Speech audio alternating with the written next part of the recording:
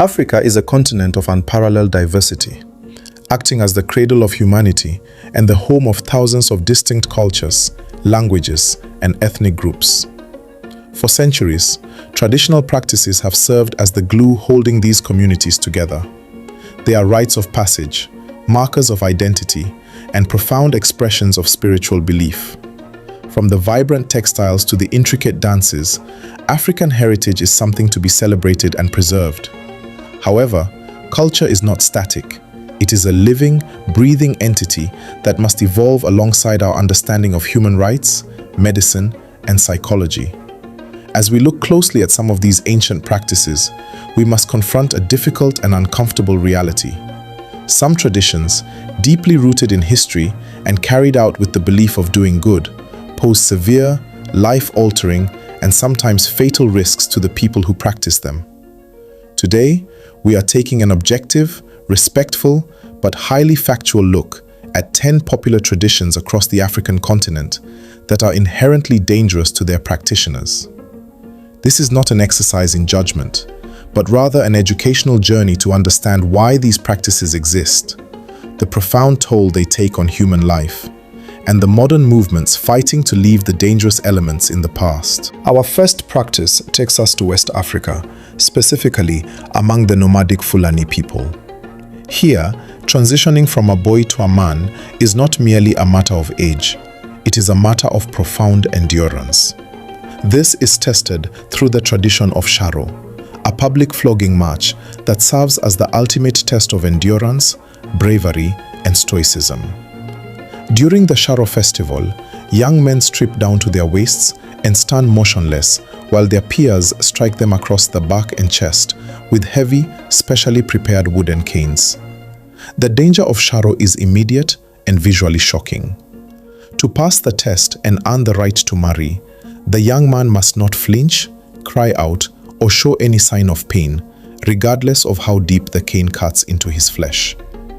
While the cultural intent is to prove strength and the ability to protect a future family, the physical reality is devastating. Participants regularly suffer from severe lacerations, deep tissue damage, and massive blood loss. In some tragic instances, the sheer trauma of the beatings, combined with internal bleeding and subsequent infections, has resulted in permanent disability or even death. Despite modern interventions attempting to ban the practice, the heavy weight of societal expectation keeps young men stepping into the ring, risking their lives for a moment of cultural glory. We travel next to the remote Omo Valley in Ethiopia, home to the Musi people.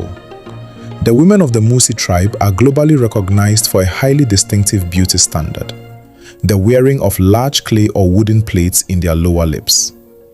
This practice begins when a girl reaches adolescence. A female relative cuts the girl's lower lip, and a small wooden peg is inserted to keep the wound open. Over the course of several months and years, progressively larger plates are inserted to stretch the skin. To accommodate the massive plates, the girl's lower front teeth must be violently knocked out. While the lip plate is a symbol of great beauty, social status, and a marker of identity for the Musi, the physical toll is undeniable.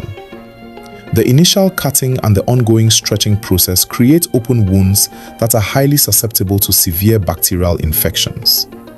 The removal of healthy teeth leads to lasting dental complications and bone loss in the jaw. Furthermore, wearing the heavy plates makes basic human functions such as talking, eating, and drinking incredibly difficult. Over time, the lower lip becomes permanently deformed and paralyzed.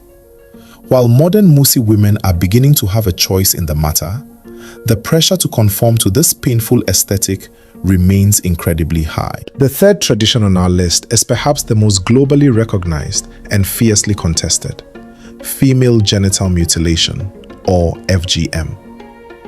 Practiced across several regions in Africa, from the Horn of Africa to parts of West and Central Africa, FGM involves the partial or total removal of the external female genitalia for non-medical reasons.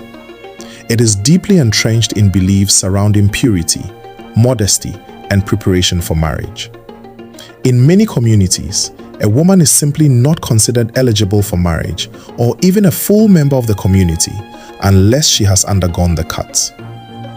The dangers of FGM are so profound that the World Health Organization classifies it as a severe human rights violation.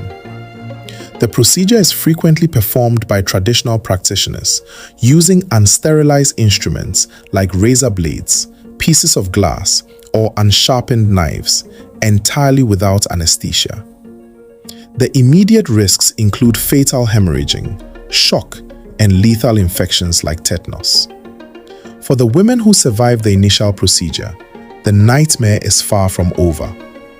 FGM causes chronic urinary tract infections, severe menstrual complications, and makes childbirth incredibly dangerous, drastically increasing the risk of maternal and infant mortality.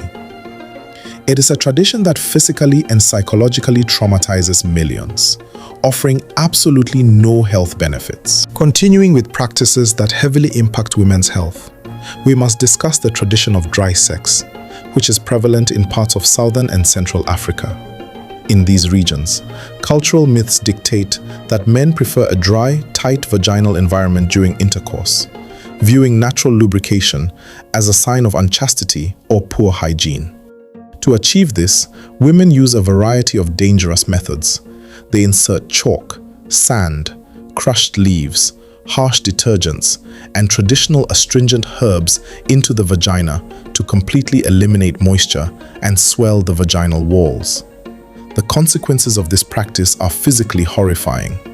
The human body is designed to naturally lubricate to prevent injury during intimacy. By forcing a dry environment, the friction causes severe, painful lacerations, micro tears, and massive inflammation in the vaginal tissue.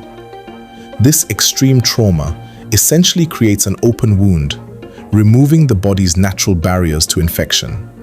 Because of this, dry sex drastically increases the transmission rates of HIV and other sexually transmitted infections.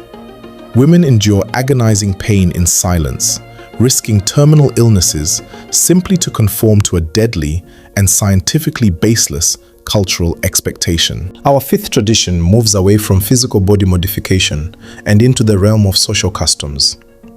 Wife inheritance, also known as levirate marriage, is practiced in various forms across communities in Kenya, Uganda, Nigeria, and other nations. Historically, this was a social safety net. When a man died, his brother or a close male relative would inherit the widow. The intent was noble in ancient times, to ensure that the widow and her children were financially provided for, protected, and kept within the family lineage. However, in the modern era, this tradition has become a deadly trap. The primary danger of wife inheritance exploded during the HIV/AIDS epidemic.